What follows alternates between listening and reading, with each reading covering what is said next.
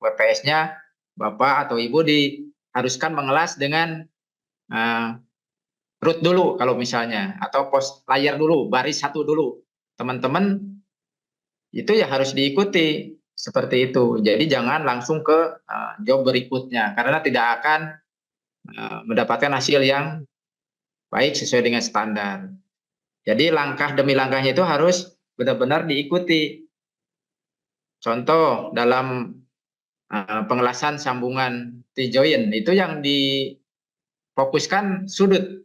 Jadi teman-teman harus bisa tangannya itu stabil dalam menjaga sudut pengelasan. Jadi harusnya misalnya sudutnya 90, teman-teman malahan jadi 80 atau 70, maka hasilnya tidak akan maksimal. Karena di sudut itu kan kelihatan miring atau tidaknya itu di hasil pengelasannya. Jadi kami harapkan teman-teman sudah sedikit banyak ada gambaran tentang pengelasan. Dan nanti di post-test juga kan ada beberapa hal yang harus teman-teman isi terkait pelajaran yang sudah kemarin disampaikan. Jadi sebenarnya pelajaran tinggal hari ini tinggal RTS dan tinggal RTL dan post-test. Jadi tapi sebelum ke RTL kita review dulu lah sambil mengingat-ingat kembali gitu kan pengelasan. Nah, ini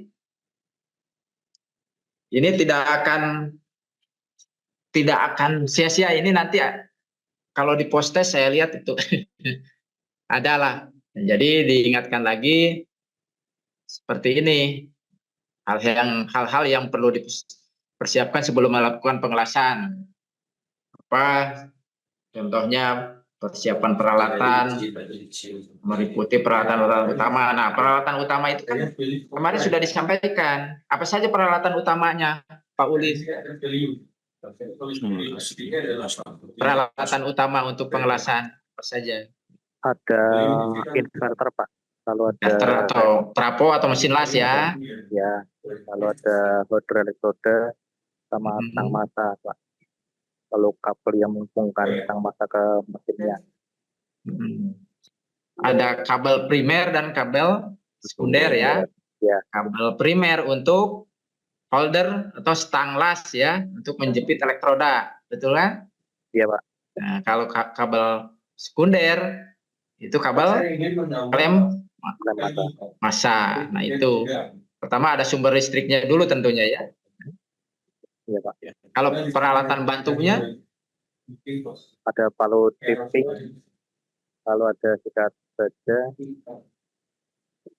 ada magnet juga, tang. Oke, peralatan bantunya ya. Jadi ada chipping hammer. Kalau gerinda tangan masuk nggak ke peralatan bantu? Masuk, Pak. Masuk. Karena kalau dulu itu di UKK LSP ada yang namanya elemen kompetensi yang namanya perkakas tangan bertenaga. Apa itu perkakas tangan bertenaga? Pak Imam, apa itu perkakas tangan bertenaga?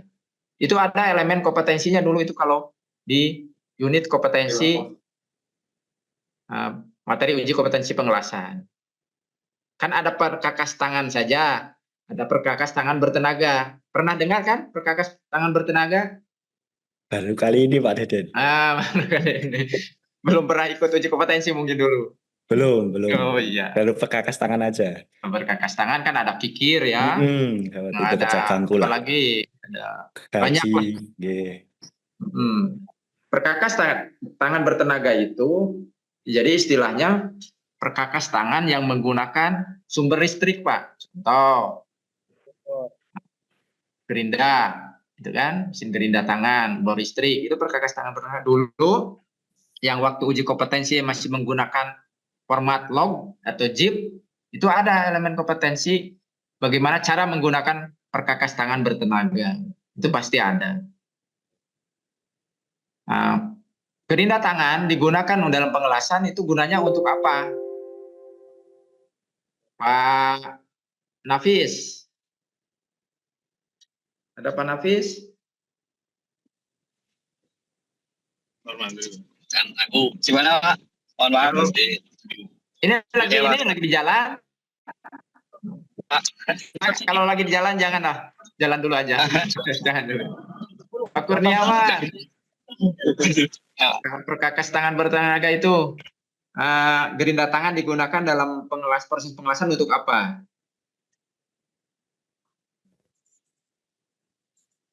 Pak Kurniawan, Ya Pak. gerinda tangan dalam proses pengelasan sudah pasti itu digunakan. Untuk apa? Yang biasa dilakukan itu untuk apa itu finishing Pak. Mungkin Maksudnya finishing gimana? misalnya ada apa itu kayak percikan atau bagian las yang jelek, nah itu perlu digerinda. Itu untuk repair berarti ya? Repair. Tapi harus diingat, kalau di UKK kemarin saya sudah bilang bahwa dalam uji kompetensi tidak boleh adanya cacat karena bekas pukulan dan gerinda. Jadi hati-hati itu. Nah, gitu. Kalau misalnya contoh Bapak mengelas posisi 2F di jalur pertama atau di layar pertama ada salah dalam penempatan sudut, otomatis kan tidak standar tuh hasilnya. Nah, itu boleh digerinda.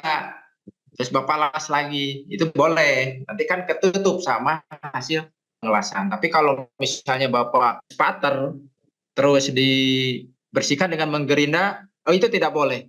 Tidak boleh sama sekali. Jadi saya harapkan teman-teman dalam proses brushing atau pembersihan itu selalu menggunakan sikat atau juga pahat untuk membersihkan hasil dari pengelasan tersebut, begitu. Ya. Itu jadi gambaran untuk teman-teman nanti kalau UKK ya seperti itu. Ya mudah-mudahan UKK-nya nanti sudah bisa pakai lagi BNSP, LSP P3. Itu kan sertifikatnya sangat berguna sekali untuk teman-teman yang ada lambang logo Garuda itu kan. Saya tanya di sini sudah berapa orang yang pernah ikut uji kompetensi keahlian dengan menggunakan LSP P3. Sudah? Sudah pada ikut? Yang dari BNSP itu? Ya? Belum. Belum? Pak. Aduh. Bu Eli sudah? Bu Eli sudah pernah ikut? Belum? Belum.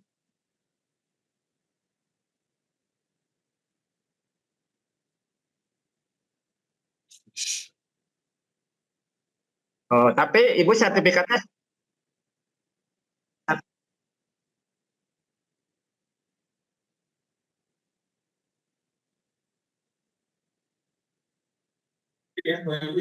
oh yang di Inlastek itu di Solo. Ya, mikrodensial. Sertifikatnya logo burung Garuda, Bu.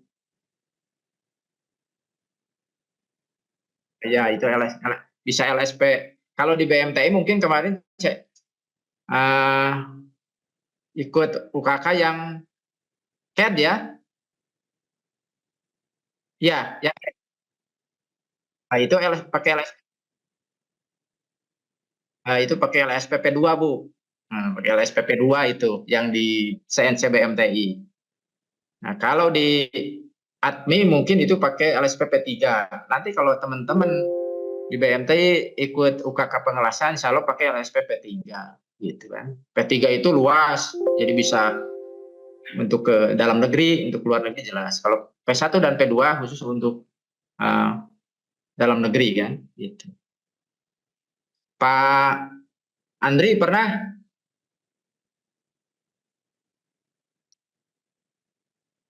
Pak Bambang pernah?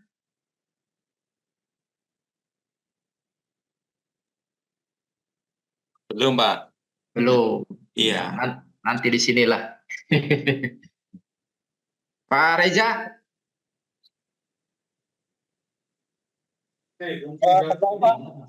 Belum ya?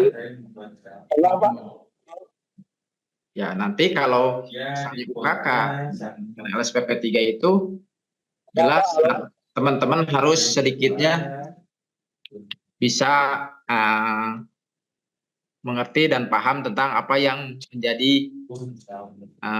materi yang akan diujikan. Karena di materi uji kompetensi tersebut ada beberapa hal yang harus diisi.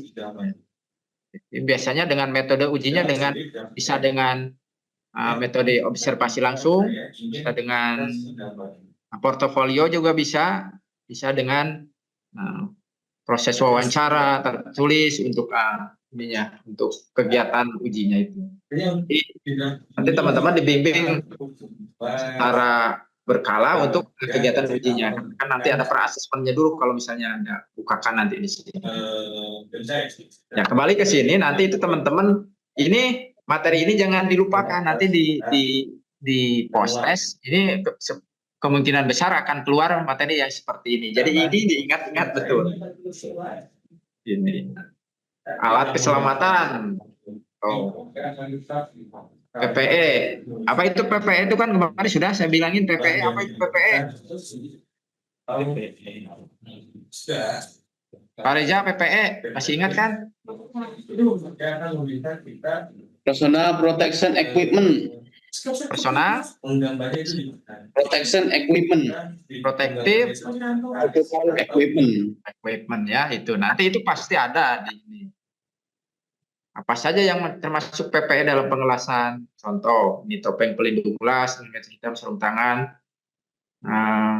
Kalau APAR sebenarnya alat pemadam piringan itu lebih ke bukan ke ini ya, bukan ke PPE di sini.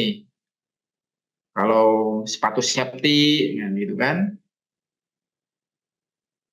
Jadi teman-teman tolong ini diingatkan, nanti ada mungkin bisa aja nanti ada cara pembacaan mesin las ini, gambar mesin las ini. Ini nanti nomor 1. Apa misalnya nomor 1 ditunjukkan dengan tanda panah itu, sebutkan apa namanya gitu kan. Pasti ada itu nanti.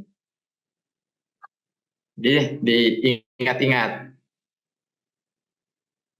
Nah, terus nanti ada langkah-langkah yang harus teman-teman persiapkan dalam tahapan persiapan yang dilakukan dalam penanganan mesin las harus bolak-balik atau AC ya. Apa langkahnya di sini?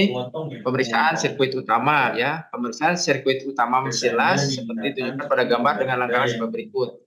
Pertama, Bapak Ibu yakinkan bahwa saklar tenaga dalam keadaan mati, jadi jangan dulu dihidupkan. Periksa sambungan kabel bila ada yang lepas. Kalau misalnya ada yang lepas, bisa dibungkus dengan solasi atau diperbaiki.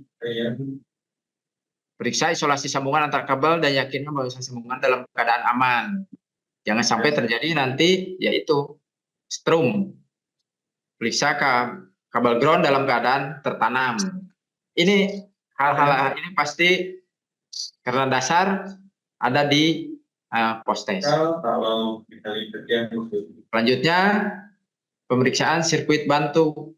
Nah, ini pemeriksaan sirkuit bantu dalam pemasangan elektroda las di pada gambar dengan pemeriksaan sebagai berikut. Ini pertama, periksa sambungan kabel las yang terlepas. 2, periksa isolasi sambungan kabel. 3, sambungan kabel ground dengan meja kerja pada posisi yang aman dari gerakan. Periksa kebenaran penyambungan kabel. Masukkan elektroda dalam penjepit pada kemiringan yang benar. Gitu kan? Ini hal-hal ini tolong diperhatikan. Takutnya nanti di post test ada. Ini persiapan tang ampere. Belum mesin las dipergunakan yang sebenarnya terlebih dahulu perlu menyiapkan tang ampere. Bapak Ibu tahu tang ampere? Belum, Pak. Tang ampere itu seperti apometer ya. Oh, apometer. Apometer tapi bentuknya kepalanya seperti apa ya? Penjepit gitu. Oh, Seperti penjepit. Nanti pas di klat luring, teman-teman sebelum praktek dimulai akan dilaksanakan cara pengecekan parameter dari mesin las tersebut, kalibrasi. Jadi betul nggak ampernya, misalnya teman-teman kelas dengan ampere 90, dicek, kita cek dulu dengan menggunakan tang ampere. Nah, akurat nggak? Nah, itu di 90. Nanti itu diajari sebelum praktek pengelasannya dimulai. Jadi belajar juga itu tentang parameter namanya.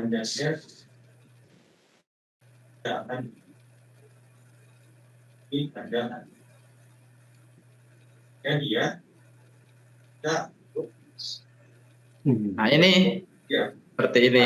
Tapi sekarang kalau di BMTI mesinnya sudah digital, Pak. Ini kan ini digambar masih manual ya, dengan menggunakan apa itu?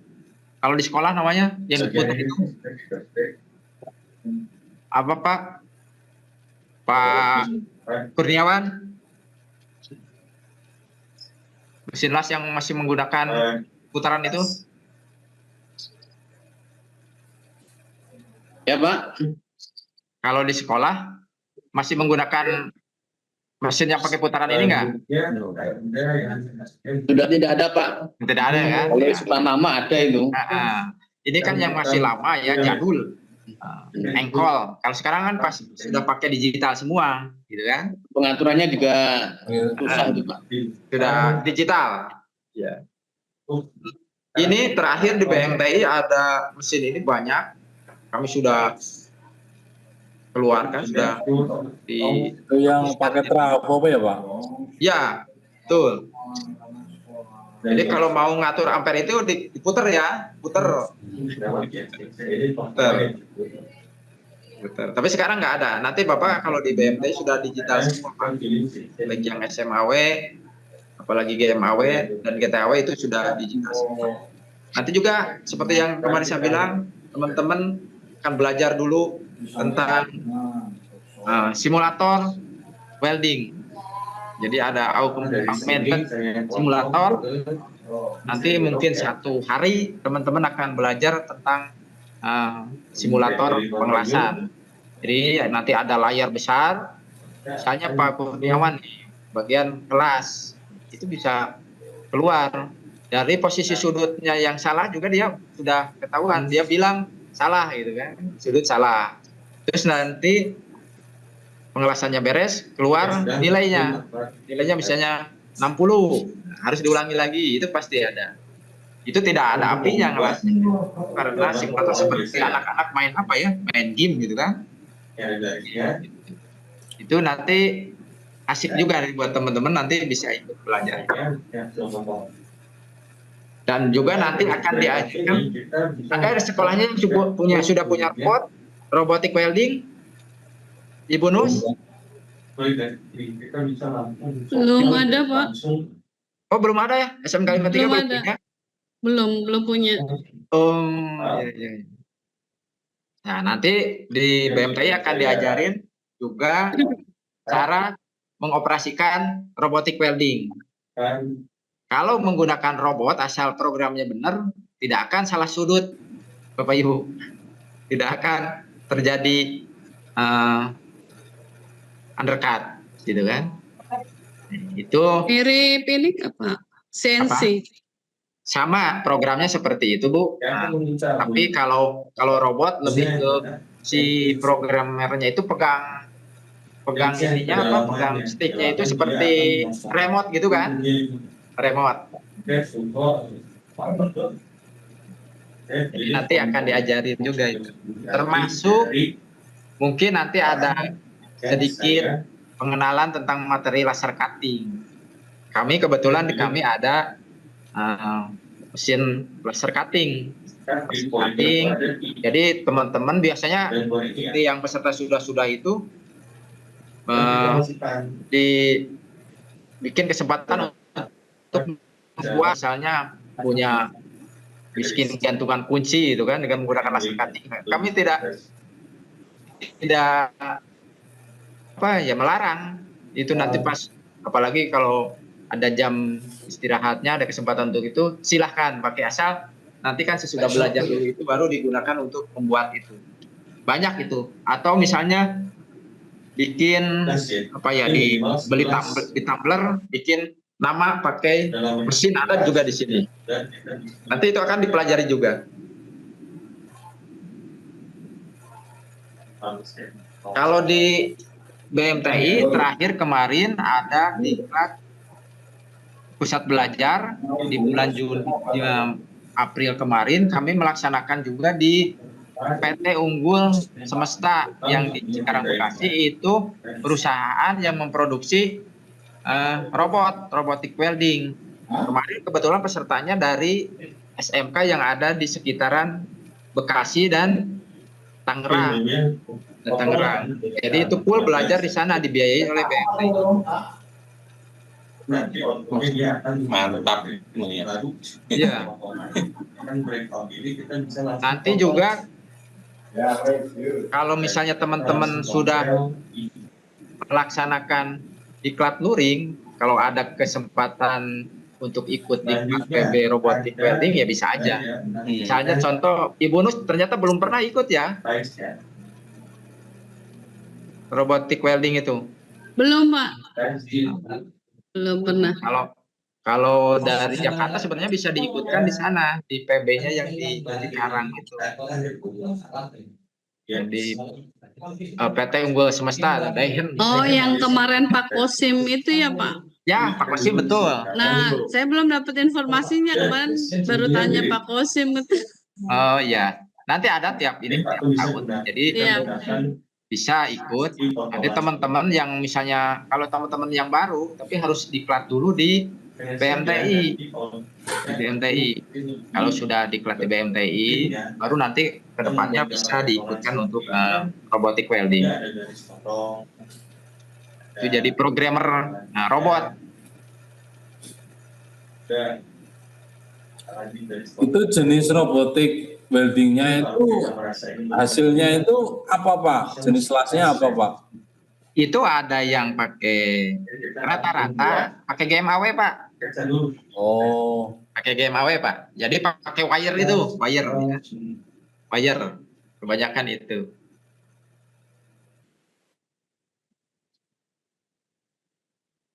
Ya, sama seperti itu. Mirip-mirip seperti itu ininya. Mirip, nanti kita operasikan, nah robotnya itu bisa posisi miring, bisa posisi bawah tangan, kan gitu, bisa posisi overhead, ya, bisa itu. Ya makanya hasilnya juga akan lebih bagus karena menggunakan robot. Beda mungkin tangannya manusia dengan tangan robot. Kalau robot tidak gemetar, kalau kita ada gemetarnya. Ya Pak Nandang ya. Nandang ada nggak ini?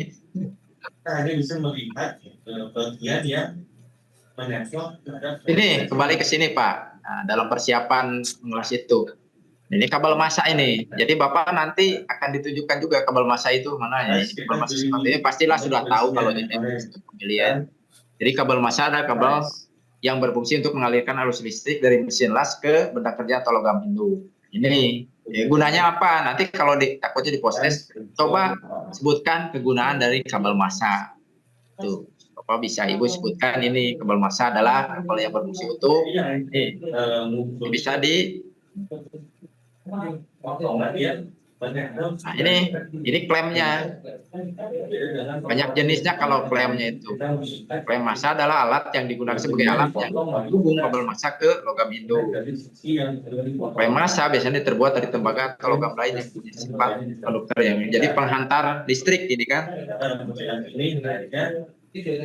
Nah ini kabel elektroda. Itu biasanya kalau di sekolah sebutnya, kalau di kami kan holder.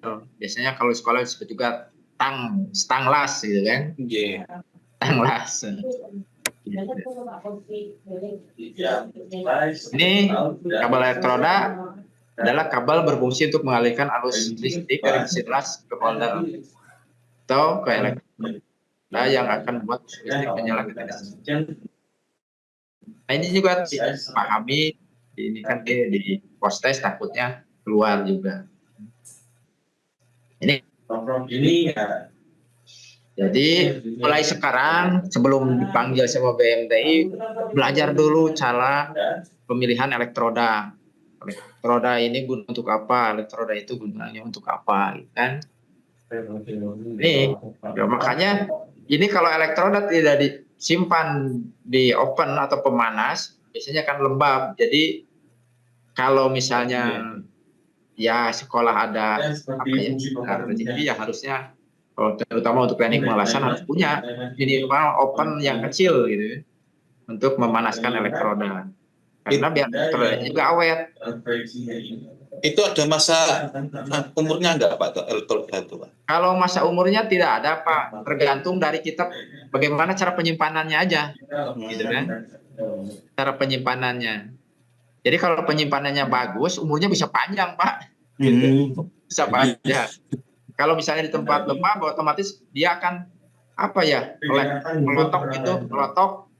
Iya, kalau terlalu lama kan biasanya rontok Pak. Rontok dan juga Iya. tidak akan nyala nantinya. Iya itu Pak. Karena di tempat yang lembab. Bisa aja dijemur di panas matahari, tapi sebenarnya kurang efektif. Harusnya itu punya oven yang kecil aja gitu.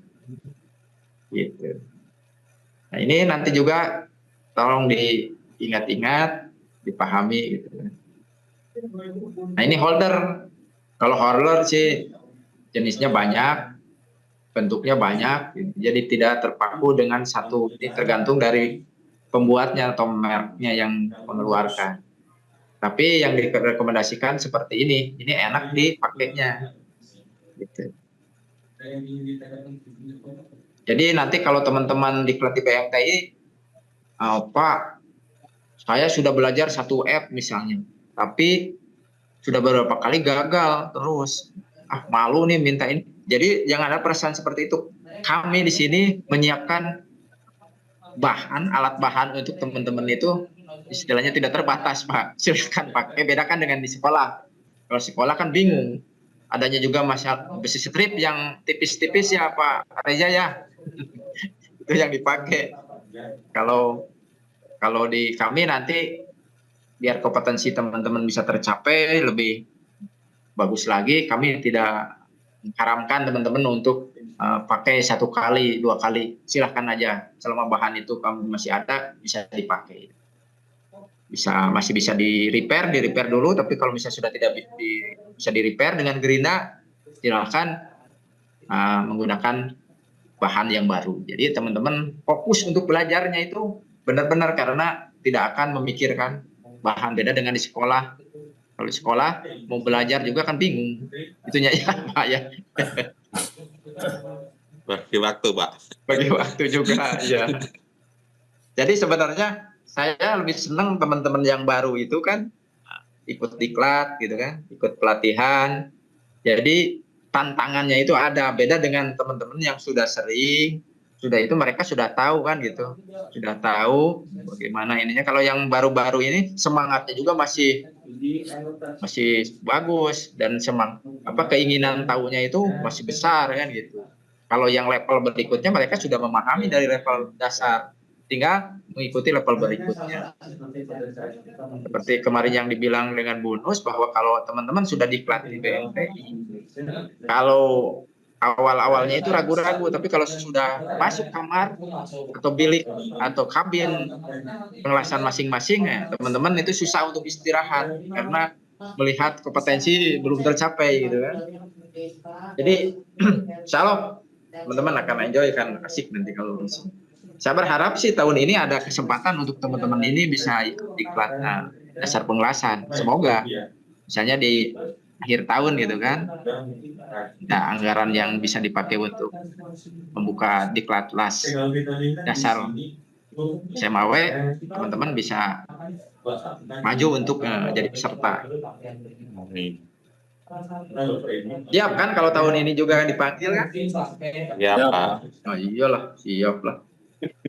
Yang Kenapa penting tidak? yang penting ada surat tugasnya Pak. Ya, iya. Ada pemanggilannya Pak. Pasti itu pasti Pak. Nanti kalau tidak ada surat pemanggilan, tidak akan dikasih uang saku nanti. Ya. Los Pak kita. Iya, los saja. Apalagi kan sekolah tidak punya anggaran untuk kasih bapak ongkos atau biaya transportnya kan gitu. Iya Pak. Sian sekolah. Izin tanya Pak. Siap. Kalau letaknya itu masa dibalik pengaruh nggak Pak? Misalnya tang lasnya ditaruh negatif, yang plusnya ditarik masa, itu pengaruh nggak hasil lasnya Pak? Pengaruhnya jelas ada, Pak. Biasanya kalau di penembusan itu akan dangkal, Pak. Jadi tidak susah untuk mencapai penetrasi gitu, Pak.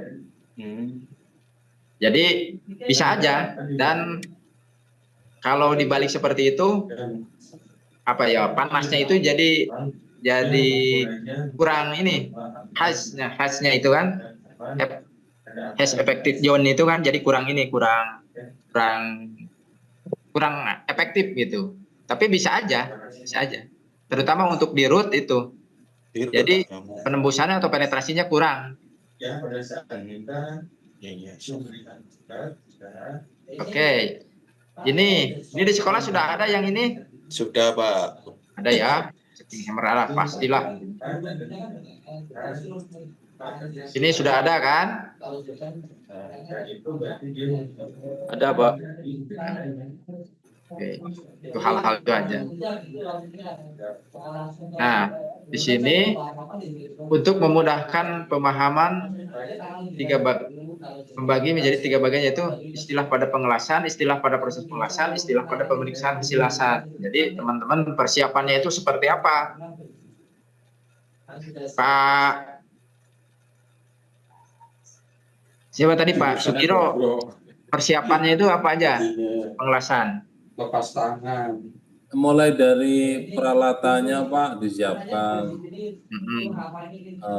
holdernya, kabel masanya, kemudian bahan materialnya dibersihkan sebelum dilas, kemudian tentukan arusnya yang akan dipakai berapa ampernya, dilihat dari ketebalan bahan yang akan dilas, dan cek pakai alat apa itu tadi Pak? Tang ampere. Ya, tang ampere itu. Cek kabel apakah ada yang lupas apa enggak. Oke. Terus ada istilah pada proses pengelasan. Apa itu contohnya? Proses pengelasan misalnya 1G misalnya. Ya paling sama sih Pak, benda kerja dibersihkan dulu sebelum dilas, kemudian di tag well masing-masing ujungnya. Kalau di bevel ya di bevel. Ya. Terus ya paling SOP ketika menggunakan metode 1G sudutnya berapa, 1F sudutnya berapa. Misalnya kalau 1F itu kan benda kerjanya dimiringkan 45 derajat, kemudian elektrodanya 90 derajat tepat di atas ya. Kemudian itu aja sih Pak untuk proses pengelasan. Oke. Terus ada istilah pada pemeriksaan hasil lasan. Apa itu? Pemeriksaan hasil pengelasan paling secara visual, apakah terjadi cacat las, retak las, undercut. Kemudian ada juga nanti menggunakan itu Pak, alatnya namanya apa alatnya namanya? Level protector apa ya? Khusus kan untuk pemeriksaan hasil pengelasan secara visual itu kan ada alatnya yang kemarin saya gunakan. Itu pasti ada di postes itu. Apa itu namanya? Bukti dapat. Siapa yang tahu? Welding gig, Pak. Welding gate tuh. Welding gate Pak, kata Bunus tuh. Iya, welding gig Pak. Iya, tuh. Cuman saya belum paham banget ini Pak alat ini. Oh, Ya, nanti di sini banyak Pak. Berapa? Nanti kan Bapak kalau praktek itu saya kasih pinjam untuk praktek menggunakan itu ada beberapa box plat itu, jadi bisa dipakai itu. Nanti berkelompok menggunakan itu. Bapak misalnya hasil ngelas nih sudah ngelas kelompok Bapak. Nah, saya nanti perintahkan untuk coba Pak periksa ketinggian dari hasil lasannya. Bapak gunakan welding gate itu sambil lihat di format infeksi itu berapa kriteria untuk untuk hasil lasannya tersebut. Itu nanti diajarkan Pak di sini. Ya Pak. Siap. Jadi banyak hal-hal nanti ilmu baru yang akan Bapak dapat. Gitu. Nah ini juga, ini sudah kemarin tahu lah. Ini persiapan pengawasan ampere. Istilah ini menunjukkan berapa cara arus yang dipakai dalam pengelasan. Voltase yang dipakai untuk polnya itu wire feeder itu ya, speed itu sebagai MAW atau ini merupakan kecepatan wire keluar. Shielding gas, istilah untuk menunjukkan gas yang kita pakai khusus proses MAW, CAW, GTAW. Pilar metal, jenis kawat, emisi elektroda, polarity, jenis polaritas yang diberi dengan sinas AC atau DC. Nah ini yang harus tahu itu nanti. Ini kan takutnya ada gambar seperti ini. Nah, coba terangkan misalnya nomor 5 apa, gitu kan? Nomor 1 apa, gitu kan? Ini kan nomor 1. Ini sambungan apa? Buat teman-teman yang baru-baru ini namanya sambungan apa? Kalau gambar seperti ini. 1G Pak. 1G. Ya istilahnya sambungan apa? Kan tidak perlu 1G. Hah? Tumpul. Sambungan tumbul atau bat join ya. Join. Atau kalau dalam skema sertifikasi apa namanya? G Pak atau grup Pak. Yaitu itu nama posisinya. Kalau di skema sertifikasi kan kemarin saya sudah bilang. Ibu Nus. Iya Pak. Nah, kalau di skema Sambungan plat. plat apa? Kan ada berapa kemarin itu? Ada fillet, plat, dan pipa. Nah, jadi ada fillet welder, plat welder, Ada plat welder dan pipa. ini masuknya ke plat ya. Plat welder. Iya Pak. Nanti kalau di UKK ini kan ditanya, Bapak atau Ibu mengajukan skema apa? Misalnya Ibu Nus mengajukan posisi seperti ini. Plat welder, jadi jawab, oh ini Pak saya mengajukan posisi plat welder. Itu kan, ini nanti kalau misalnya takutnya ada di postes, ini nomor 1 apa? Base metal ya, atau benda kerja. Program yang akan disambung dan dilakukan penguasaan. Nomor 2, nah ini jarak antara dua benda kerja yang akan jelas itu namanya gap. Nomor 3, ini kan harus digerina nih sama Bapak itu sepanjang benda kerja itu. Namanya apa? Root piece. Berapa lebarnya penggerinaan ini? Berapa Ibu Nus yang diperbolehkan untuk root piece itu? Root face 1 sampai 2 Pak. 1 sampai 2 mili. Ya. Nah ini nomor 4, angle of bevel. Kalau keseluruhan nomor 5 ini namanya include angle. Ini suka ada ini nanti baik itu di postes maupun di kakak. Pasti ini ada. Bentar Pak, pelan-pelan Pak. Tak catat dulu Pak. Itu masing-masing ketebalan material itu sama Pak. Oke.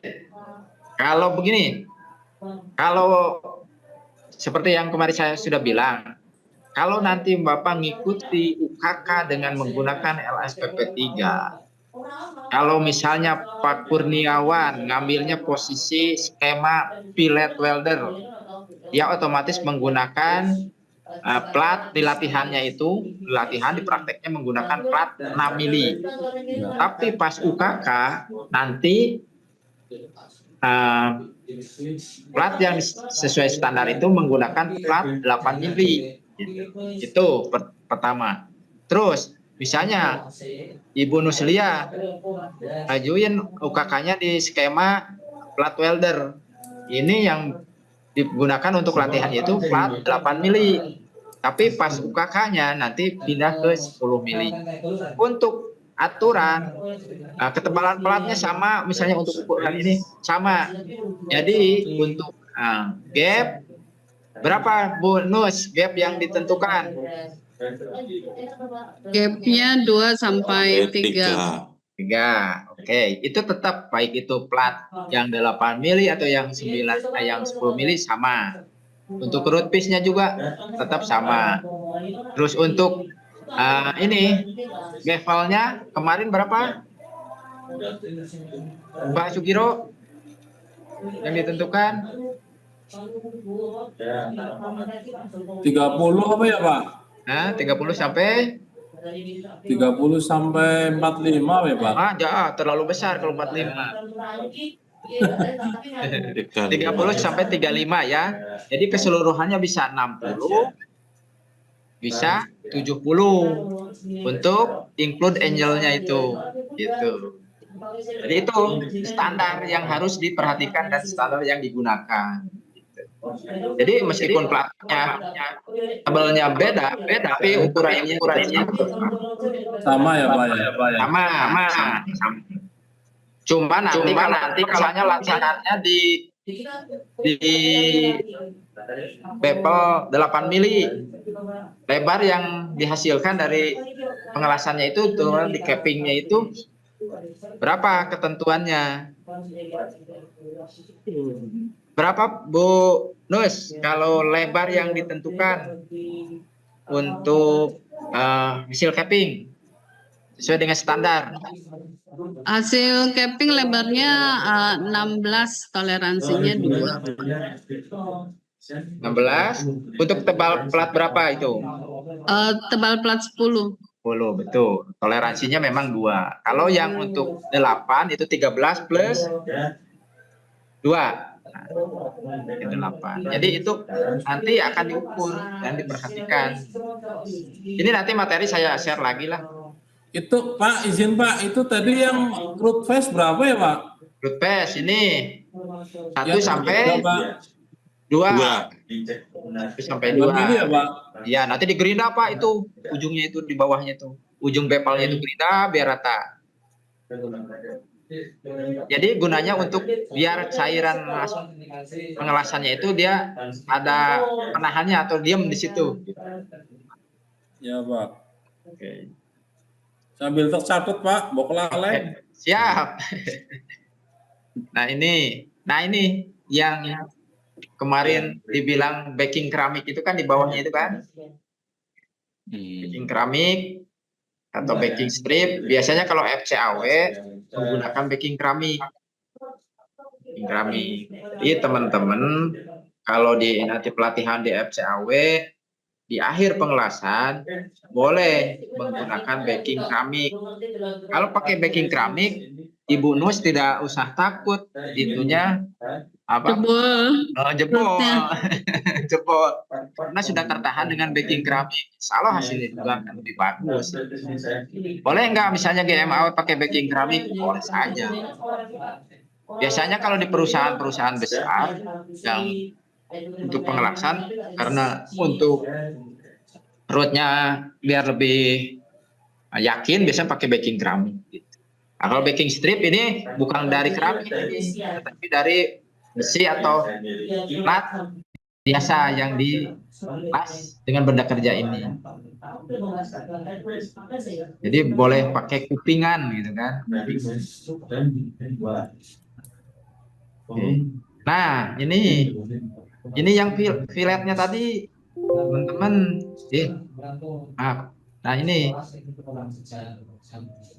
Jadi kalau di fillet ini sambungan T-join ada istilah dua istilah pengelasan yang harus dibahas, yaitu nomor 1 warna kuning disebut truth gitu kan, leher las itu truth itu.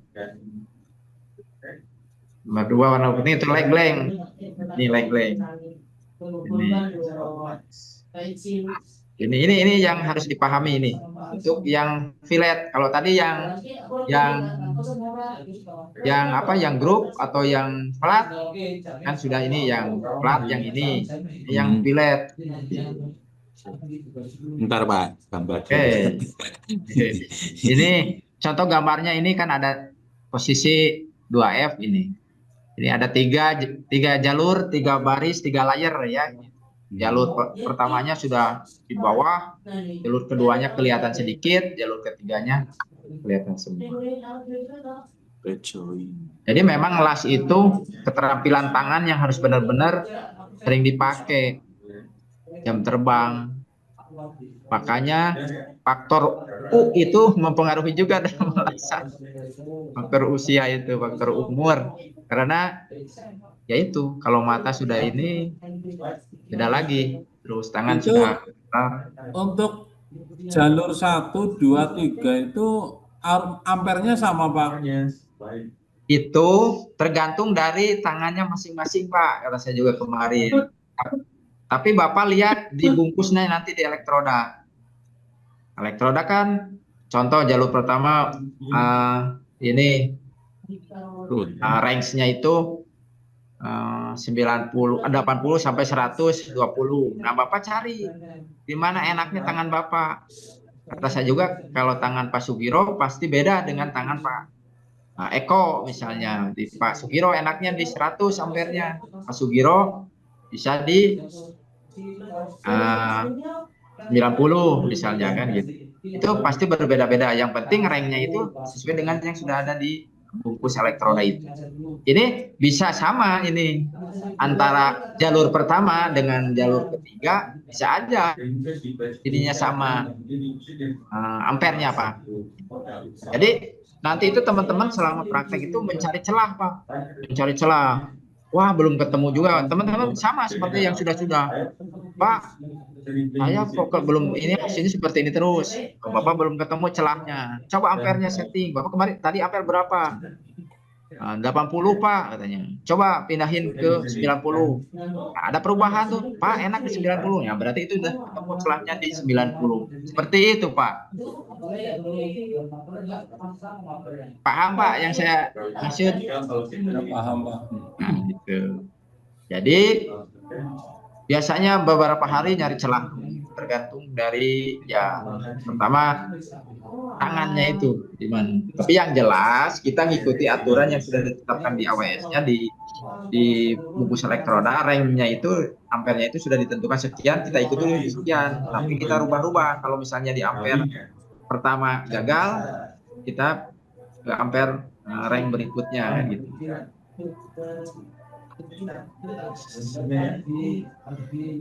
Nah, ini juga kalau yang dasar pengelasan sudah pasti nanti banyak ditanya ini Pak. Nah, banyak ditanya ini. Istilah-istilah ini pasti akan muncul. Nanti ini hilang, nama-namanya hilang, tinggal nomor-nomornya ini. Nah, nanti teman-teman disuruh menjelaskan nomor 1 itu apa, nomor 2 apa, nomor 3 apa, nomor 4 apa, nomor 6 apa, gitu. Pasti ini. Jadi karena hal-hal ini sangat dasar sekali. Jadi harus tahu dulu ini. Bentar Pak, catat dulu Pak. Oke. Silakan. Jadi kalau misalnya teman-teman nanti di post-test, baik di post-test sekarang atau post-test nanti, ini pasti ada Pak. Apalagi di UKK ini. Di UKK ini pasti ada Pak. Karena kalau di UKK LSPP 3 biasanya yang bikin materi uji kompetensinya itu kebetulan saya Pak. Saya yang bikin materi ujinya. Jadi baik yang dasar, menengah atau yang tinggi itu sudah ada di benak saya bahwa soalnya ini gitu. Jadi kalau di UKK nanti teman-teman tidak akan jauh dengan ini. Jadi tolong dipahami ini. Tapi biasanya dalam kegiatan UKK kalau misalnya di hasil prakteknya teman-teman masih belum memenuhi standar, tapi tapi waktu sudah habis. Itu kebijakan ada di asesornya. Dalam artian asesor bisa aja tambah waktu atau gimana si peserta itu untuk melaksanakan lagi praktek pengelasannya. Tapi kalau ada juga asesor yang cukup menggunakan portofolio. Tahu maksudnya di sini portofolio, Pak? Teman-teman? Pak Irfan? Tahu? Pak Nafis?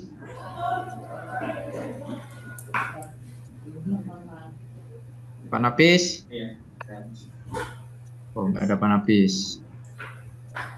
Pak Ulin? Nah, Pak Ulin? Halo? Ya, Pak. Tahu yang namanya portofolio? Portofolio pengelasan, Pak. Ya, portofolio dalam artian Bapak lagi pakai nih. Pakai ininya portofolio gitu kan. Belum, Pak. Metodenya atau banyak. Belum Tapi- pernah belum tahu, Pak. Nah, jadi itu tergantung dari asesornya. Ada aja asesor yang misalnya lagi UKK menyarankan dari hasil prakteknya masih belum standar. Bapak disuruh lagi ngelas, perbaiki lagi. Tapi ada juga yang asesor menggunakan portofolio. Contohnya portofolio itu dengan menggunakan hasil dari praktek Bapak selama mengikuti pelatihan. Mana yang kira-kira terbaik atau sudah standar, itu yang dijadikan portofolio. Seperti itu, Pak, biasanya. Ada metode seperti itu. Terus nanti dari hasil kan ada tes tertulis tuh di materi ujinya. Dilihat ternyata hasilnya masih kurang memadai. Dirasa kurang. Jadi teman-teman diharapkan nanti akan digali terus sama asesornya. Digali bisa aja dengan proses wawancara, dengan proses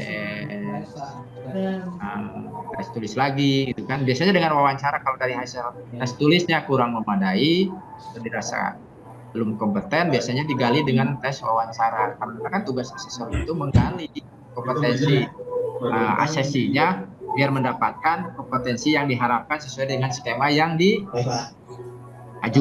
gitu.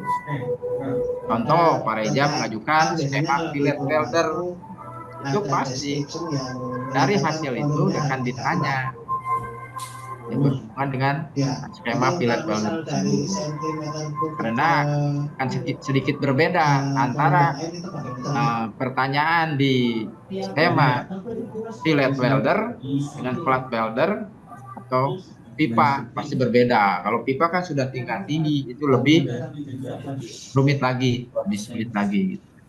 Tapi sebelum UKK kan teman-teman itu nanti sudah diajari dulu materinya, baik itu praktek, itu teori, ya sedikit banyaknya kan sudah ada bayangan. Jadi kalau misalnya Mas UKK ditanya sama asesor atau sama komisi sudah ada bayangan gitu kan. Paham ya Pak ya? Ya, Pak. Ya. Jadi hal-hal seperti itu nanti sudah tidak kaget lagi nanti kalau teman atau Bapak Ibu dipanggil lagi di touring di. Nah ini nanti teman-teman juga harus coba pelajari, pahami, diingat gitu. Sekarang kan istilahnya sudah semi kontrak ke pengelasan gitu kan. Jadi teman-teman sudah harus banyak belajar tentang ya, meskipun misalnya jurusannya otomotif tidak ada salahnya kan. Kalau ilmu itu tidak berat untuk dibawa-bawa ya Pak, lebih banyak ilmu yang didapat malahan lebih bagus. Jadi istilahnya multi kompetensi, di TKR-nya oke, di pengelasan juga tahu. Jadi Bapak kemana-mana aja sudah tidak ini lagi. Nah ini Pak, ini nama-nama ininya. Ini yang harus diingat juga. Nanti kalau sudah posisinya level 2, apalagi level 2 ini harus sudah diingat. Di sini ada itu tuh apa? Itu kaki kelas, ini nomor 5 nih. Kakinya ini. Bonus sudah tahu kan kalau ini istilah di sini? Iya Pak, Sudah tahu ya? insya Allah tahu. Misal, istilah kalau sudah. Apalagi sudah di welding kampus dulu.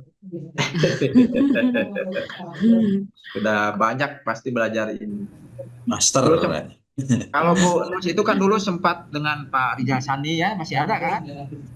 Iya, masih Ahmad beliau masih ngajar. Pak Ahmad Nurdin gitu kan. Sekarang Iya. sudah pada purna Bu. Iya, Tinggal saya Pak sendiri yang Untung paling juga lama. masih ketemu waktu itu. Iya, Pak Untung, Pak Untung. Pak Alhamdulillah masih. Yusuf.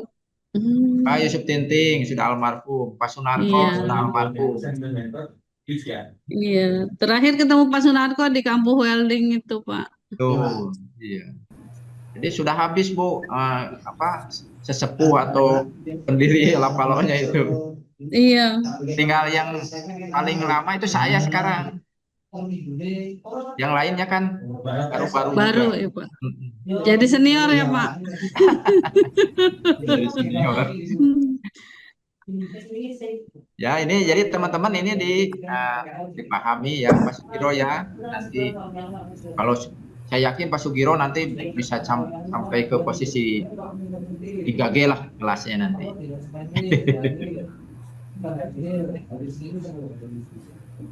Nah ini istilah ini kan. Ini ada rootnya itu kan di bawah.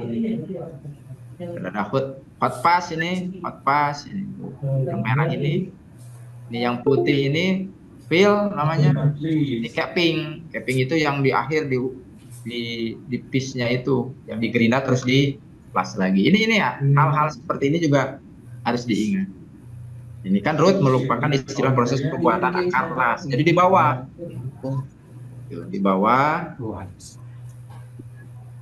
kalau hot pass itu proses kelanjutan setelah pembuatan root. Jadi hot pass itu pengelasan yang dilakukan setelah root. Hot pass biasanya menggunakan ampere tinggi, ya karena kan sudah tertahan oleh root, jadi ampernya itu harus tinggi. Biasanya teman-teman untuk mengelas agar mendapatkan tahu tembus tidaknya root itu biasanya akan muncul yang namanya apa bonus kalau mau root. Nah, kita tahu penetrasinya itu tembus atau tidak, apa namanya? Ada.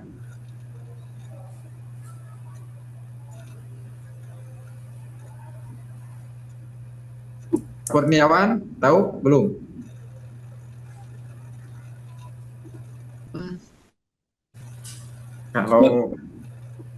Kalau di ini ya Pak, ya, izin Pak nanya Pak, berarti kalau di gambar yang saya lihat ini berarti ada 4 layer ya Pak? betul Pak. Bisa lebih malahan Pak. Begini, ini kan bisanya Bapak di sisi ini ngelasnya, karena kan lebar nih. Bisa 1, taruhlah ini 2, bisa 3, 4, 5, 6 bisa Pak. Kecuali Bapak sanggup untuk kelasnya dengan satu layar gitu. Boleh.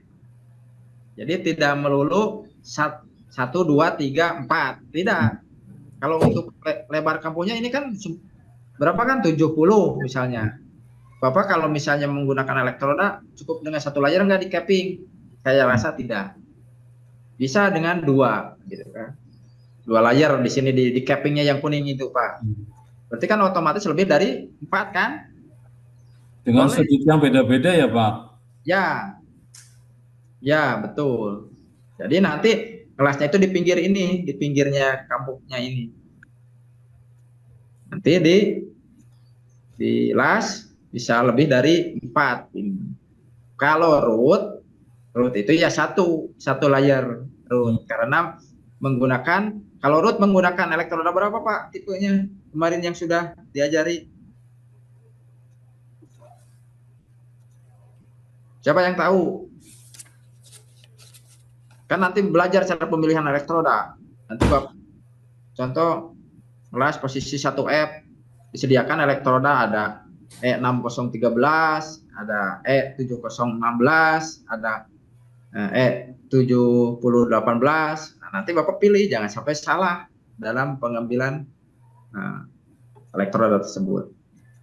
Berapa? Tipe untuk root itu berapa? 7016, Pak. 1016. Jadi Bapak jangan sampai menggunakan 6013, tidak akan tembus-tembus. Dan kalau kita ngelas root, kalau tahu ngelas rootnya itu tembus atau tidak, biasanya akan muncul lubang kunci atau keyhole. Betul kan, Bu Nus? Iya, Pak. Keyhole itu namanya. Itu berarti tembus. Biasanya teman-teman takut, wah jebol nih. Padahal justru kalau tidak ada itu tidak tembus. Ini nanti tahap kedua. Ini karena posisinya sudah di plat.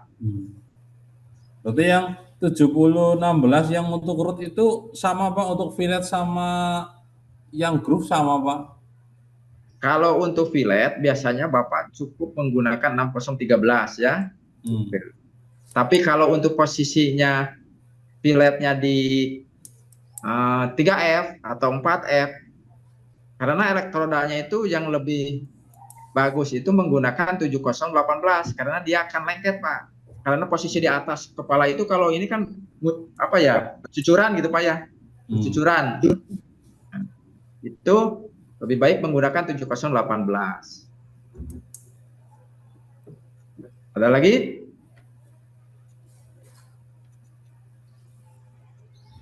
Nah ini namanya whipping. Tahu kan whipping?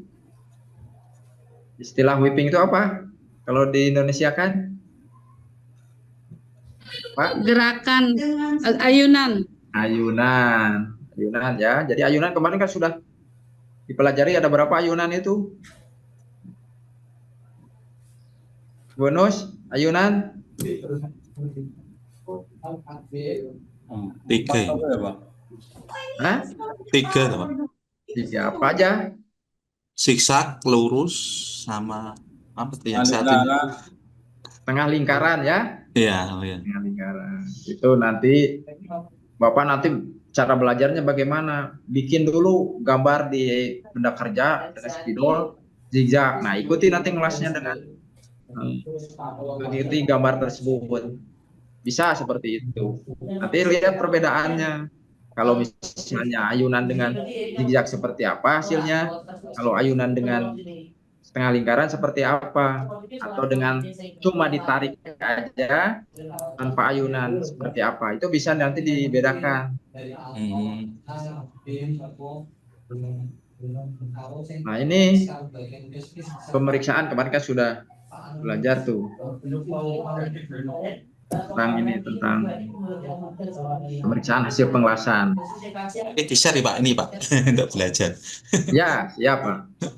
Ini undercut kan tuh. Ya. Jadi undercut itu kemakan. Karena apa penyebabnya kalau undercut kemarinnya sudah bilang? Terlalu tinggi ya. Apa nyalanya atau apa tuh? Pak. Ayo, kalau yang silakan Pak Yoyo, apa penyebab undercut satu aja? Bapak izin memastikan saja Ya. di PPC ya beberapa kan apakah Benda kerjanya termakan. standar yang ada di aplikasi atau kita harus buat Ya. Harusnya terlalu besar. Nah, harus atau hampir terlalu besar kan gitu. Penyebabnya. Terus ada lagi yang namanya ini lack of fusion ya. Ini melebihi lebar kampuh itu ya. Kalau crack apa namanya? Crack itu crack apa? Retak kan Pak? Retak. Crack itu retak ya. Crack retak. Kalau ini slack inclusion. Jadi ada truk terperangkap. Di sini ada kotoran terperangkap. Ini Kotoran. Jadi Bapak nanti harus kelas itu harus bisa membedakan ini pas saya itu bagus enggak, sesuai standar enggak. Jadi minimal sudah tahu, oh ini ada undercutnya kan gitu Pak ya. Kalau penyebab keretakan itu apa, Pak? Ini juga bisa retak crack itu karena ampere terlalu tinggi juga bisa. Terus karena apa? Kalau Bapak habis kelas itu langsung kasih dicelup ke air. Tuh, nggak boleh itu. Bisa jadi timbul retak. Kemarin di materi kemarin kan sudah ada tuh. Proses pendinginannya salah ya, Pak? Ya, betul.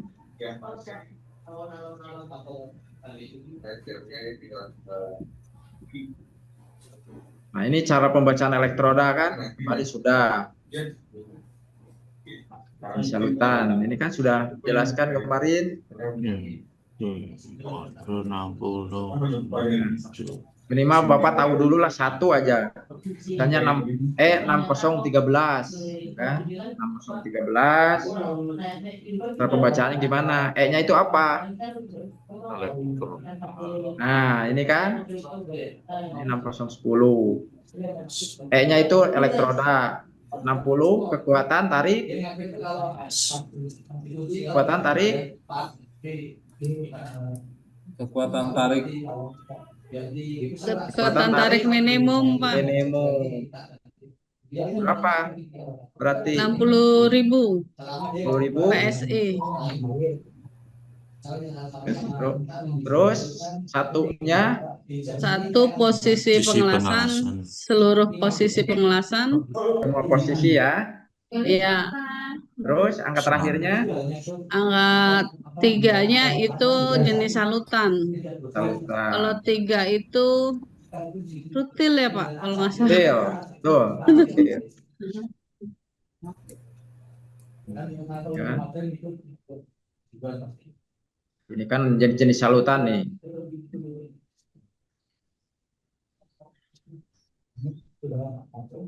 Nih, contohnya ini. Elektroda angka 70 itu kekuatan tarik minimum 70.000 PSI. Angka 1 dapat digunakan sebagai semua posisi datar, horizontal, vertikal, dan overhead. Ini bisa semua posisi dipakai. Angka 1. Ke-8-nya bisa untuk penetrasi. Kelas sedang menggunakan AC atau DC kandungan serbuk besi 25% atau 4% hidrogen rendah, low hidrogen ini. Ini yang 7018 itu makanya dia lengket karena low hidrogen. Ya ini lebih baik berdasarkan pengalaman digunakan untuk posisi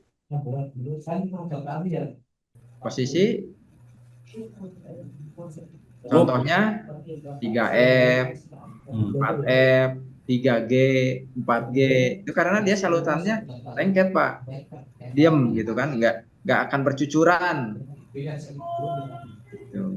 Ini 018. Coba nanti kalau teman-teman sudah bisa ngelas posisi 3F minimal, bisa dirasakan, nanti bisa dibedakan dengan menggunakan dengan elektroda. Misalnya 6013 pasti dia akan bercucuran, tidak lengket, jatuh terus, tidak akan ya, nempelnya kurang gitu. Tapi kalau menggunakan 7018 dia akan lengket, nempel, jadi enak karena posisi kita ngelasnya itu bisa ke atas atau bisa dari atas ke bawah juga boleh. Itu mungkin ini refresh yang kemarin, nanti saya share juga ini. Untuk RTL sudah ada bayangan belum Pak Bu? Apa yang mau dipersiapkan? Nanti sebelum mungkin Pak Doni memberikan tentang RTL, saya kasih gambaran dulu tentang ini, tentang apa format yang harus diisi dalam RTL tersebut. Jadi teman-teman dipersiapkan nanti untuk RTL-nya kira-kira bayangannya apa sih yang mau digunakan atau dipakai atau dilaksanakan dalam kegiatan rencana tindak lanjut di sekolah. Jadi kalau misalnya seperti itu, teman-teman bisa lebih menggunakan RT. Sebentar Pak, saya share dulu ininya.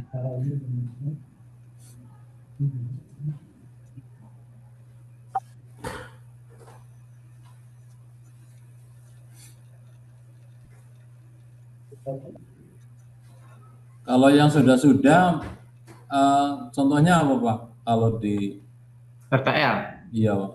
Sebentar ya, nanti saya kasih contoh yang sudah-sudah juga ya. Coba apa ya? Tadi nanti mungkin sama Pak Doni akan menjelaskan tentang RTL. Ini ada contoh, ini RTL-nya nanti saya coba share untuk ininya, untuk contoh yang sudah jadinya, ya. Pak Deden izin. Ya, Bu Elis lagi praktek Pak di Ya, bengkel. ya, nggak apa-apa, nggak apa-apa. Lanjut aja prakteknya.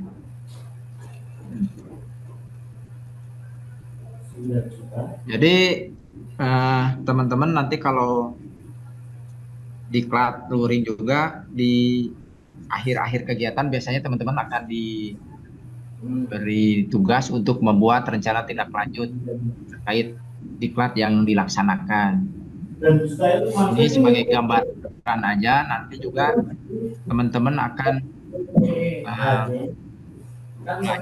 belajar membuat tentang rencana tindak lanjut atau material tersebut, gitu ya.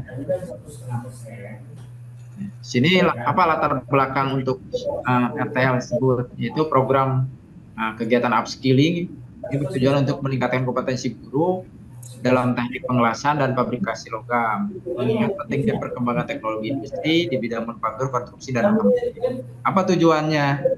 Tujuannya itu untuk mengimplementasikan keterampilan yang baru dari pelatihan ke dalam pembelajaran untuk menghasilkan lulusan yang memiliki kompetensi welding dan fabrikasi logam, khususnya teknik pengelasan SMAW sesuai standar industri. Itu tujuannya, latar belakang dan tujuan dari RTL tersebut.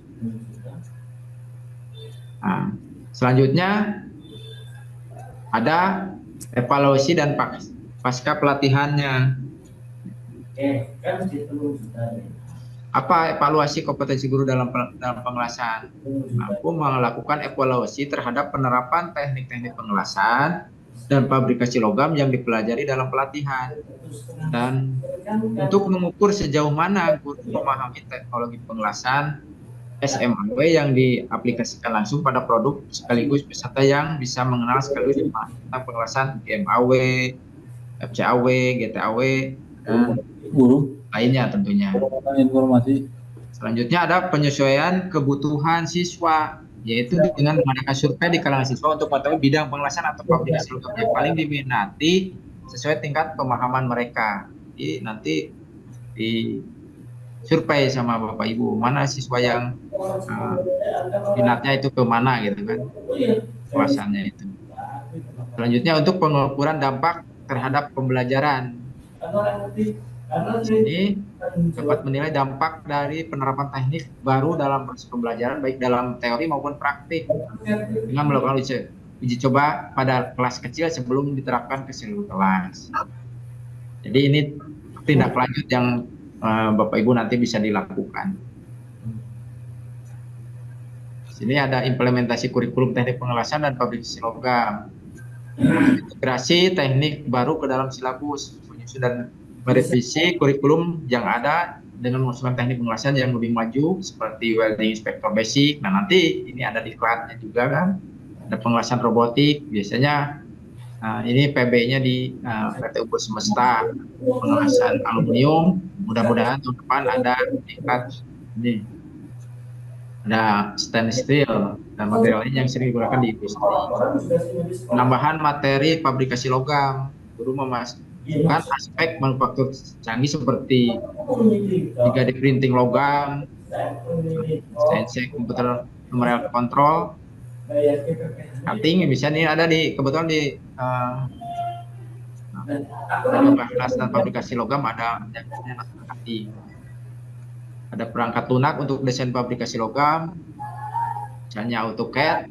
Nanti kita bisa belajar juga di sini. Nah, ini ada project based learning. Siswa bisa mengerjakan proyek nyata dalam seperti pembuatan struktur baja atau mesin menggunakan teknik pengelasan dan baru mulai yang telah dipelajari Setiap siswa diharapkan mempresentasikan hasil pekerjaannya dan melakukan pengujian terhadap kekuatan material.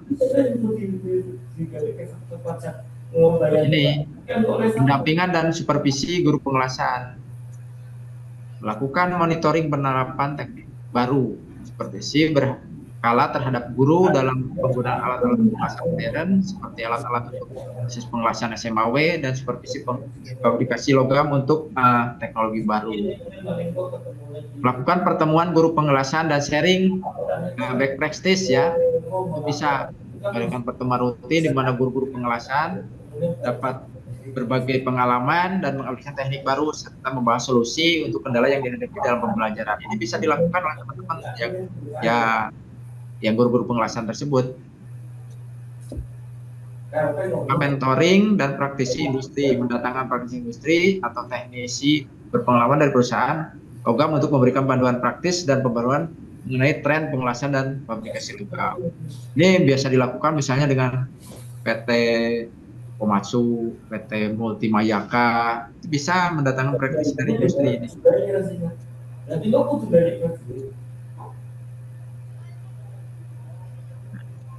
Sertifikasi kompetensi guru dan siswa. Sertifikasi guru dalam bidang pengelasan.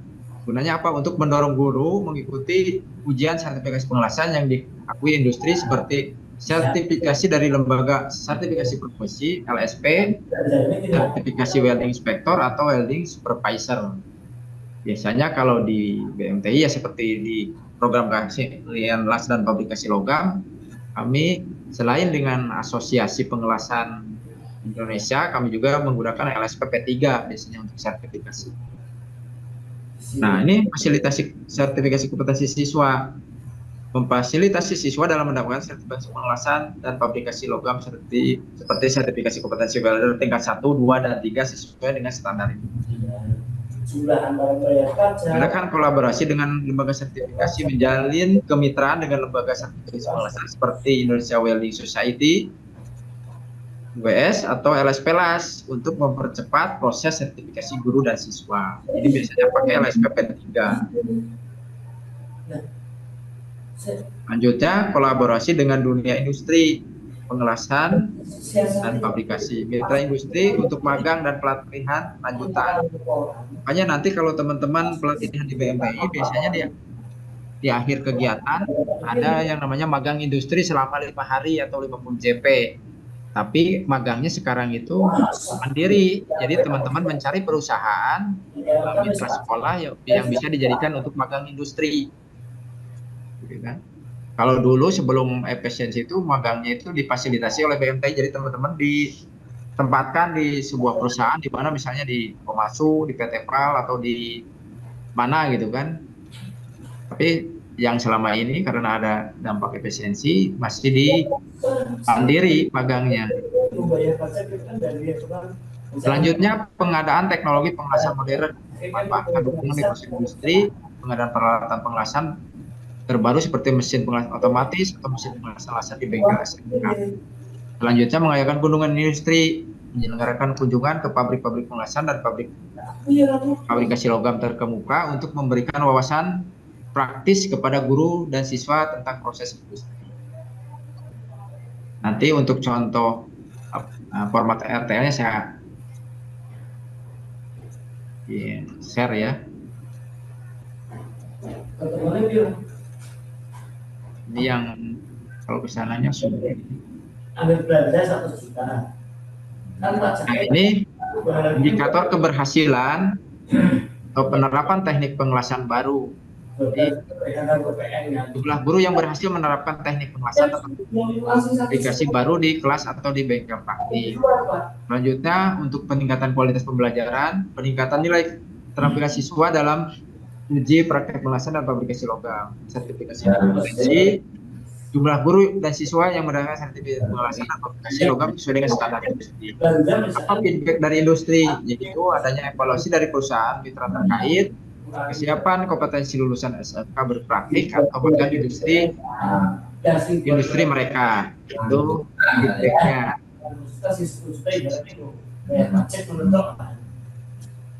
Mungkin pengen belajar musik enak.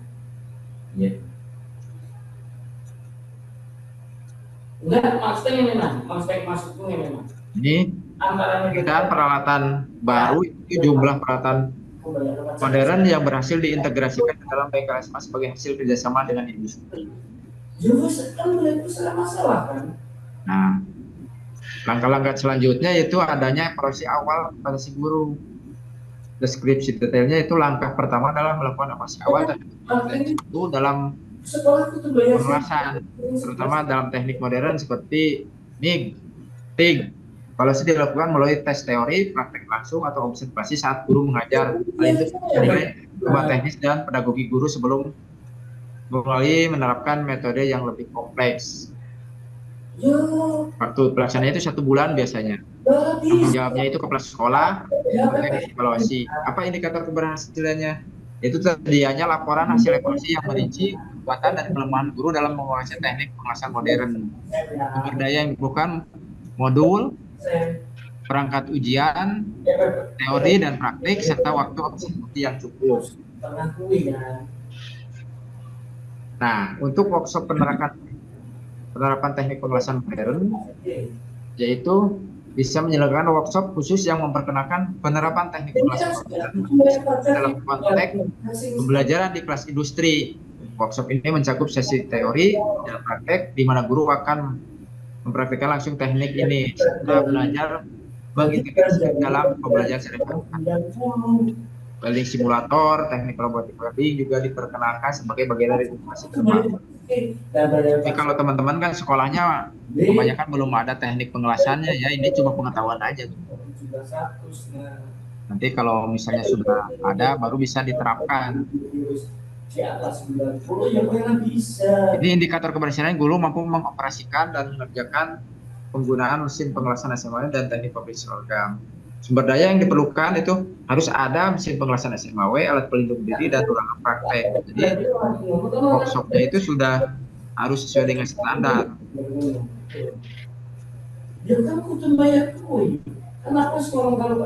Ini saya kasih contoh aja yang ini nyamat. 11 tambah 1,5 kan 12,5. Nah, aku sih membayar pajak, PPH kalau PPN, nah, duit 100 duit berarti duit 12,5 juta. Membayar PPH kalau PPN. Nah, ini Bapak Ibu, jadi saya harapkan untuk RTL ini teman-teman bisa membuat di format ini. Kan di LMS sudah ada formatnya ini ya? Ada kan? Sudah ada, Pak. Ada, ya. Jadi Bapak Ibu buat format RTL seperti ini, kan? Nah, jadi ada masalahnya di sini. Misalnya rendahnya kesadaran penggunaan APD alat pelindung diri ketika pembelajaran praktek di bengkel. Kegiatannya apa yang direncanakan? Yaitu bisa menyusun SOP penggunaan APD selama praktik gitu kan.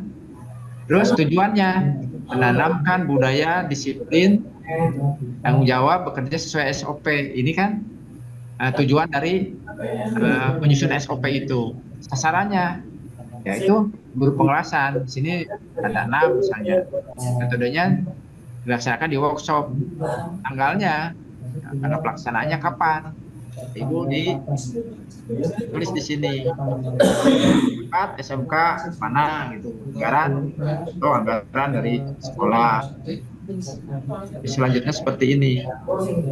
Urutan gitu kan sudah ada kok di ini tinggal dibuat kan.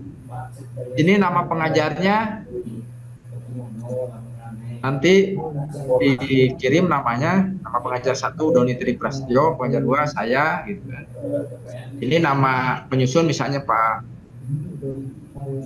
Panandang gitu kan. Panandang kan kemarin sudah coba bikin ini ya RTL ya. Panandang. Halo. Sudah Pak Deden. Sudah pernah ya, kemarin ya waktu sudah. ikut diklat ya. Sudah Pak, Nah, sudah. sama kan seperti ini Ya. formatnya. Iya, sama Pak. Ya, jadi tolong dibuat ini teman-teman nanti pas. Jadi mungkin bisa di upload di LMS juga kan. Pak Deden, Ya, kan sekalian nanya, tadi soalnya saya di jalan, sekarang mumpung lagi di sini. ya, Itu kan tadi kalau tidak salah saat di perjalanan Pak Deden bilang untuk UKK itu tidak boleh ada gerinda, tidak boleh ada palu ya Pak, untuk kebersihan spater. ya. Itu kalau seandainya ternyata spater itu menghalangi jalan las gimana Pak? Ya, intinya Pak, kalau kegiatan UKK itu di unit kompetensi, jadi kalau misalnya Bapak sudah melakukan pengelasan terus untuk membersihkan, ternyata spaternya itu susah untuk dibersihkan, diusahakan tidak dengan menggunakan gerinda, terus jangan menggunakan pokoknya tidak boleh ada bekas pukulan gitu Pak. Itu masuknya ke cacat mechanical defect, ke mechanical damage gitu kan. Jadi itu tidak boleh. Kemarin mungkin Pak Nanang kan sudah belajar tuh tentang cacat-cacat pengelasan kan? Iya, betul Pak. Jadi itu diusahakan spater itu pakai pahat Pak. Di pahat di bersihinnya. Satu ya. Kalau orang Sunda bilang wayahna, meskipun banyak ya. Nanti kan ada brushing juga. Brushing itu tidak akan rusak di program keahlian las dan fabrikasi logam ada brushing, itu bisa dipakai brushingnya itu disikat gitu kan, jadi bersih. Gitu Pak. Jadi intinya mutlak tidak boleh ada yang namanya cacat, bekas pukulan atau gerinda gitu kan. Itu harus diminimalisir atau tidak boleh kan, karena akan menjadikan penilaian ke asesor kalau misalnya itu ada terjadi. Ya, siap Pak Deden. Kemudian yang kedua Pak Deden. Ya siapa? Pak Deden, ini kan kondisinya tadi saya berangkat ke sekolah itu absensinya lagi error. Akhirnya teman-teman apa namanya udah gitu lampunya mati kan, lampunya mati. Akhirnya teman-teman cuma bisa nungguin saya sampai jam 9-an masih mati. Jadi saya meminta tolong mau di syuting gitu loh Pak. Akhirnya kan pada pulang, akhirnya saya ikut pulang Pak. Itu untuk video pembelajaran gimana Pak? Jadi belum bikin Bapak ya? Belum, karena mati lampu Pak. Oh ya nggak apa-apa lah kalau memang apa. Kalau menyusul besok gitu gimana Pak? Boleh nyusul aja besok nanti. Ya soalnya kondisinya saya mati lampu tadi nungguin sampai jam 9 nggak nyala. Yang penting bisa diupload, nanti tetap harus ada, nanti bisa diupload ke LMS gitu. Ya, kalau besok kan kita pasti berangkat lagi sih, makanya saya nanti minta tolong lagi. Ya. Terima kasih Pak Deden. Sama-sama. Jadi teman-teman, tolong ini bisa kan dibikin sekarang ini? Bapak Ibu? Kalau ini Pak. Bisa bikin ya? Pak, nanya Pak. Ya. Itu di kolom kegiatan itu menyusun SOP penggunaan APD selama kegiatan praktek, kemudian menyusun job sheet sesuai standar industri. Berarti nanti peserta kayak saya misalnya itu harus bikin SOP apa gimana Pak? Ya, biasanya kan kalau kemarin kan sudah ada tuh SOP untuk penggunaan APD. Nah, itu disusun Pak prakteknya. Jadi misalnya penggunaan SOP APD menyusun misalnya untuk mengelas gitu kan, harus ada apron kan kayak gitu. Itu kan sudah bisa tersusun Pak. Jadi harus disesuaikan. Nanti saya share juga contoh ini Pak, contoh yang sudah jadi ya. Kontren. Di sini. Pak, ini saya tutup dulu, nanti saya kasih yang sudah jadi ya. Iya Pak. Ya Pak. Siap. Ya. Biar ada gambaran. Nah. Ini. Terus Ini.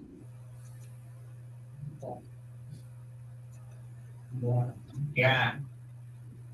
Terus apply. Ya. Lagi.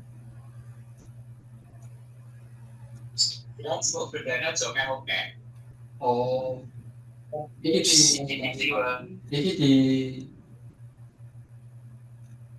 dikeluarkan.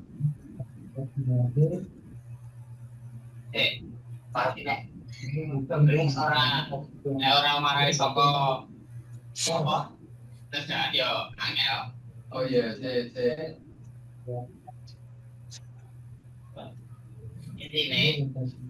ini sebenarnya kui. Kamu tahan mana ya akan digabung dengan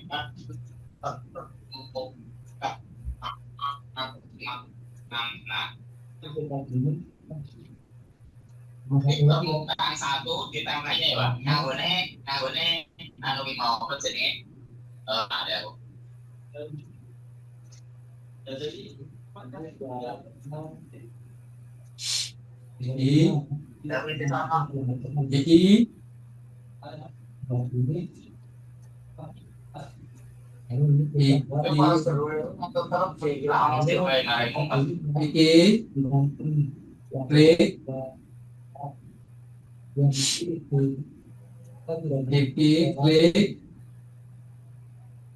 Klik mana? Metui? Ini Pak, teman-teman bikin aja seperti ini, bikin 5 tempat gitu ya. Nanti coba presentasikan. Ya ini contohnya ya. Ya Pak. Ya ini contohnya. Oke, kita ulangi. Place. Poros beli di sini. Hantar gerak-gerak. Ini bikin dulu ya, coba ya, bisa kan? Ya Pak. Coba, sok dicoba lah.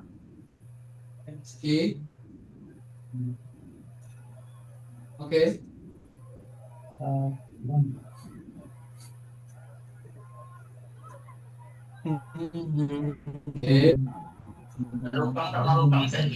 Iki, taruh iki. Ya.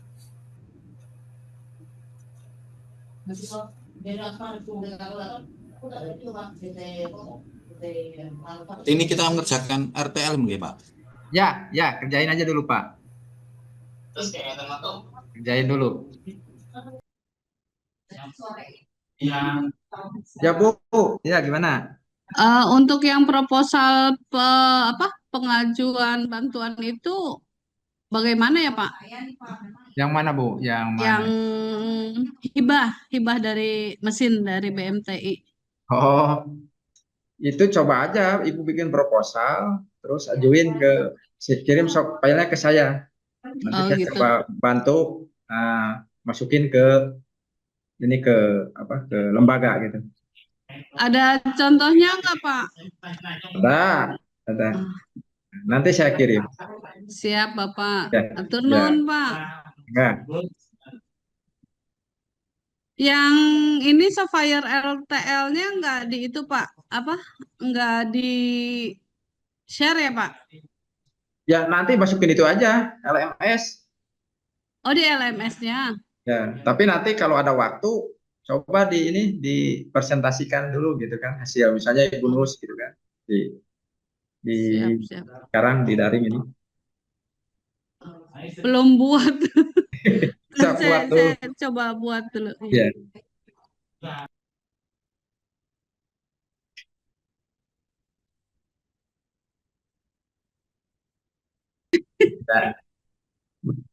Tak pikir masih tiris ya, masih dingin.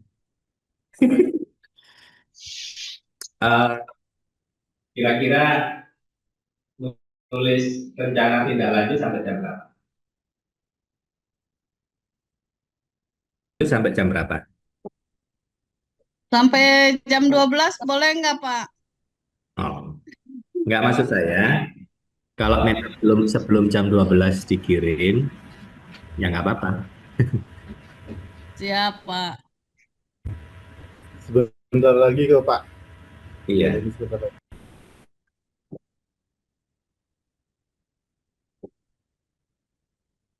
Oke, Bapak-Bapak sekalian, jadi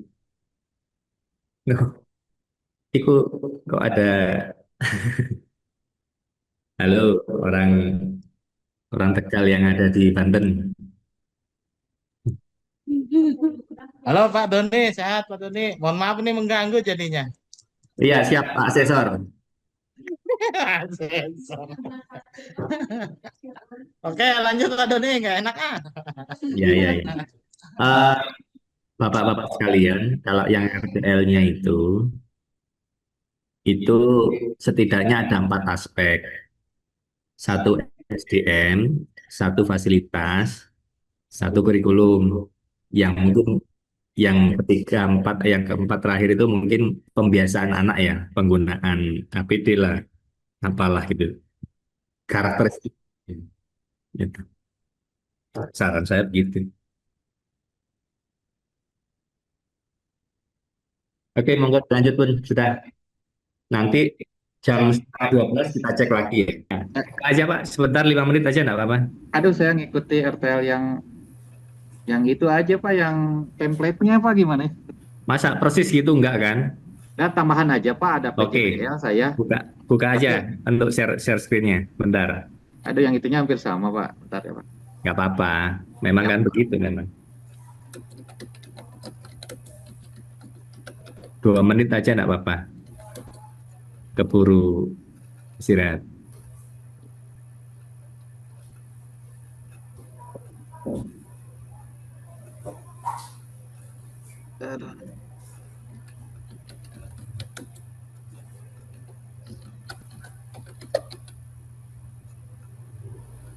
Udah saya buka tapi belum ke tampil Pak, bentar. Oke. Mau tampilkan.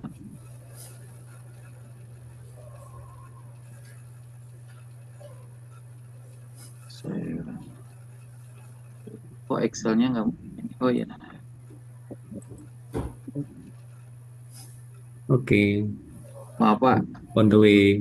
Memang kami ini jurusan mesin ya Pak, di sekolahnya gitu. Jadi untuk pemesinan itu hanya ada di CP kelas 10 di dasar-dasar mesin, hanya ke CP-nya 1 Pak, ke apa ya? Sambungan, jenis-jenis sambungan Pak. Oke. Nah, terus tapi ini pengelasan ini dibutuhkan lagi di MPKK mata pelajaran pilihan Pak. Nah, kenapa saya ikut ini pengelasan yang latar belakang seperti itu? Untuk RTR rencana tindak lanjut, memang kesadaran untuk di sini nomor 1, rendahnya kesadaran penggunaan APD Pak. Jadi setuju sekali bahwa APD itu memang harus disadarkan, ada motivasi untuk dari diri anak gitu ya. Kalau meleng dikit saja dari guru, mereka udah di luar SOP Pak gitu ya. Nah,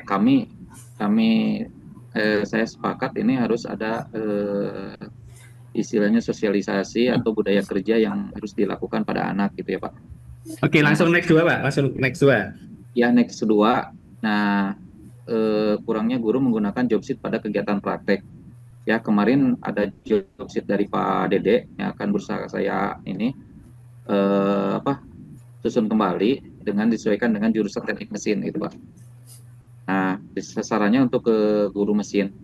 Nah, yang ketiga ada penyusunan pembelajaran PJBL, pengelasan dari pembelajaran MPKK. Saya ingin merancang bahwa ada pembelajaran dari pembelajaran itu membuat suatu produk Pak. Jadi saya rencana akan membuat produk bentuk segi 6 itu membuat cetakan ini Pak. Cetakan untuk popping block, tapi popping blocknya popping block Pak. Cetakan popping block itu kan segi 6 Pak. Tingkat kesulitan untuk membentuk segi 6 itu lumayan rumit kayaknya untuk pengelasannya. Tapi akan dicoba. Tujuannya adalah untuk cetakan untuk bukan bahan dari nantinya bukan diisi dengan pasir, tapi kami akan coba untuk pembakaran dari plastik Pak. Kalau susah Pak, sekitar kalau susah pakai yang balok saja. Ya, ada 2 versi Pak. saya akan buat yang kotak persegi panjang, dan yang segi 6 kalau ini. Memang segi 6 agak susah anunya, Ya, penerapannya. pengelasannya. Betul Pak, pengelasan di sudutnya gitu. Nanti ya itu mungkin akan ada apa ya, tingkat kesulitannya, kotak aja gitu ya. Siapa? Oke, waktunya terbatas Pak ya. Saya Ya, itu evaluasi yang- sebentar. Betul. Itu kalau perlu poin 1 untuk semuanya ya. Itu enggak cuma APD Pak. Kalau perlu layout bengkel. Bengkelnya sudah layout nggak? Kebetulan ya betul Pak, di mesin belum punya. Nah, itu minimal di layout Pak. Kalau APD ngikuti ya. Jadi yang pertama itu saran saya semuanya kalau memang belum ada layout, di layouting namanya. Layouting Pak. Iya. Layouting itu. Terus yang kedua bukan kurangnya guru menggunakan job sheet ya, bukan. Sebenarnya job sheet yang intinya gini bahasanya, job sheet yang disesuaikan dengan budaya industri misalkan gitu ya. Saya pikir itulah nomor 1, nomor 2 kayaknya berlaku untuk semuanya, karena rata-rata mungkin punya bengkel tapi tidak punya layout itu ya. Mungkin itu ya, itu layouting termasuk dengan kalau perlu ada cat ya dicat, kalau perlu ya. Yang penting layout dulu. Oke Bapak sekalian, ini mohon waktunya juga terbatas, diperbaiki itu. Sugestinya ada 2, 1 terkait dengan APD itu jelas, tapi lebih banyak ke layouting ya. Layouting APD di dalamnya itu maksud saya. Terus yang kedua job sheet itu job sheet yang berstandar industri kan begitu maksudnya. Gitu. Itu ya. Saya pikir itu dulu dah 2. Perbaiki, diupload hari ini. Hari ini diupload, nanti istirahat sampai jam 1. Jam 1 jangan ke apa namanya? Ke tugas tes akhir dulu. Tapi mengerjakan evaluasi dulu ya. Evaluasi dulu baru nanti tes akhir. Itu ya Bapak sekalian ya, silakan istirahat. RTL ini diperbaiki ya, diperbaiki. 3 itu cukup, 4 juga bagus. Saran saya 1 layouting, 1, yang kedua adalah istilahnya industrialisasi terkait dengan job sheet ya. Kalau PJBL oke lah itu ya, nanti teman-teman sekalian. Jadi diupload ya hari ini, kalau perlu bentuknya PDF, itu baru nanti saya akan nilai, baru nanti evaluasi ya setelah istirahat jam 1 apa jam 1:15 jam 1:15 aja ya. Evaluasi baru nanti mengerjakan evaluasi, maksud saya tidak perlu lama itu ya, setelah itu akan mengerjakan post test. Bapak sekalian mohon maaf ini ada perpanjangan sepertinya, perpanjangan pertemuan karena ini terakhir, karena juga kami menunggu hasil dari jenengan juga itu ya. Itu ya Bapak sekalian ya, oke. Selamat istirahat dulu, sholat dan segalanya. Ketemu jam 1 aja deh biar lebih cepat deh. Jam 1 ya. Iya Pak. Terima kasih. Yuk, selamat istirahat.